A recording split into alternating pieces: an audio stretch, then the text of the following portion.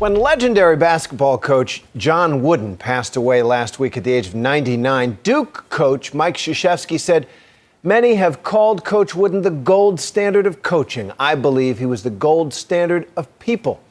And that is a torch that Coach K may now bear. John Berman goes one-on-one with Mike Krzyzewski for the Nightline interview.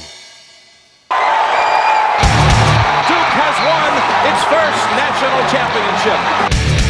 For the first time in 2 decades, college basketball has a repeat champion. Technicals on Coach K. Coach K. Krzyzewski makes you pay.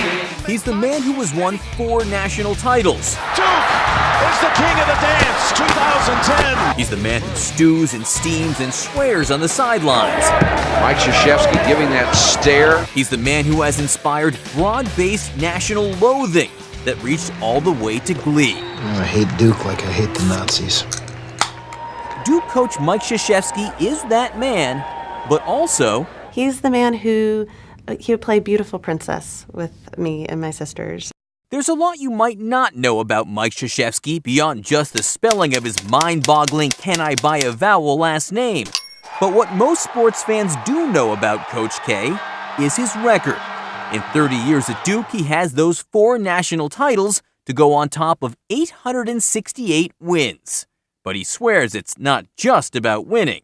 If I spend every waking moment trying to just beat you, eventually that becomes a shallow life. That can't be what motivates me. Again, I want to beat you, but that can't be the bottom line for me. You barely even know me, and you want to beat me. I still would like to beat you, and I'm taller than you. I'm probably not as quick. Spoken like a true leader, which is all Krzyzewski says he ever wanted to be. That's what I was trained to do. That's why I went to West Point, not just to be an Army officer, but to be a leader. He graduated in 1969, captain of the basketball team. He never served in combat, but went right into coaching, ending up as the head coach at Duke in 1980. His theories on leadership read like a motivational speaking kit. Take his metaphor of the fist. With a basketball team, it just works out. I coach a team where there are 5 guys. And if 5 can play as one, that means you're constantly going at people with all the talents of the team that you have. He's had so much success with the fist at Duke and coaching the 2008 gold medal Olympic team, there's been constant speculation about a possible jump to the pros. You're coaching here next year? Yeah, I'm coaching here forever, for as long as I coach. What about going to the NBA? No, I'm not going to go to the NBA. Not next year? Not ever. Not ever? Not ever. This is a Sherman-esque statement. You're not going to the NBA ever? Ever. He turned down a reported $40 million contract with the Lakers a few years ago.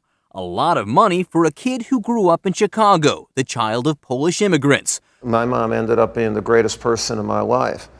And even when I became this coach, my mother was at my side here, and she's at my side here. The coach helped fund the Emily Krzyzewski Family Center in Durham, North Carolina, to pass on the values his mother gave him. I've learned that you don't do it alone. I've learned that you need to trust somebody when you have tough decisions or when you're in difficult situations, that you don't know it all, and that unfailing love and unconditional support are amazing things when given to a person. And that's what I've tried to do as a parent and a grandparent and a coach, to try to incorporate what my mom, who never went to high school, and my dad, who only went to 2 years of high school, they knew it better than I did. But his mother isn't the only woman behind the success of Coach K. There's his wife, Mickey, whom he married the day he graduated West Point, and his 3 daughters, Debbie, Lindy, and Jamie. I think he was shocked by us and the way women are. How did it change him, do you think? I think it softened him. He is more capable of listening to his players and to his staff and to the recruits and their families, because he kind of knows, I don't have to be the king, because when he's at home, he's not the king. I didn't know growing up how great it would be to have your best friends be your daughters. And there's a relationship that a father and daughter have that I didn't know anything about. But I've learned it. The K house was always about the K kids, not about the coach. You hear of mom and pop grocery stores or mom and pop diners, and this is like a mom and pop college basketball program. He always made it his job was our family's job. It wasn't just his alone. The Krzyzewski women were always a huge part of Duke basketball. Chances are any player not comfortable with the Krzyzewski family rules never ended up on Duke to begin with. Our family meets every recruit before he commits to coming to Duke. Is that so you guys can make decisions on him, or is that so, to sell him on the school? It's probably a little bit of both, but there were times where we kind of gave the thumbs down. Really? Yes. The Krzyzewski family sees a side of the coach most fans could never imagine. This is my youngest, John David, and because the fist is a big thing, he's got 2 fists going up. Your grandson's doing the fist? Yeah, he already knows. Not the plaster-haired, vein-popping, supremely confident, some say arrogant, sultan of the sidelines. The Blue Devils have become the college basketball team that fans around the country love to hate. You never get used to it? No, I don't get used to that. Mickey and the girls don't see what upsets people so much about the men's basketball coach who has a Dreamgirls CD in his office. You know the songs from Dreamgirls? Yeah. And yes, Coach K loves karaoke. He's got some good moves. Usually it's Motown. He's a big Motown guy, big Smokey Robinson guy. Lindy tells us that you have a lovely singing voice.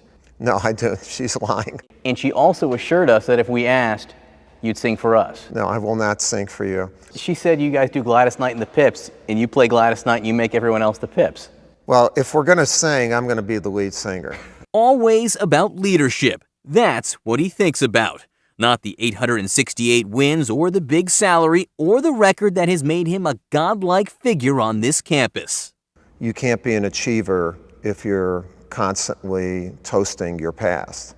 If you were constantly toasting your past, you'd be loaded. Well, as a Polish guy, I've been loaded before, but they've been good occasions. I'm John Berman for Nightline in Durham, North Carolina.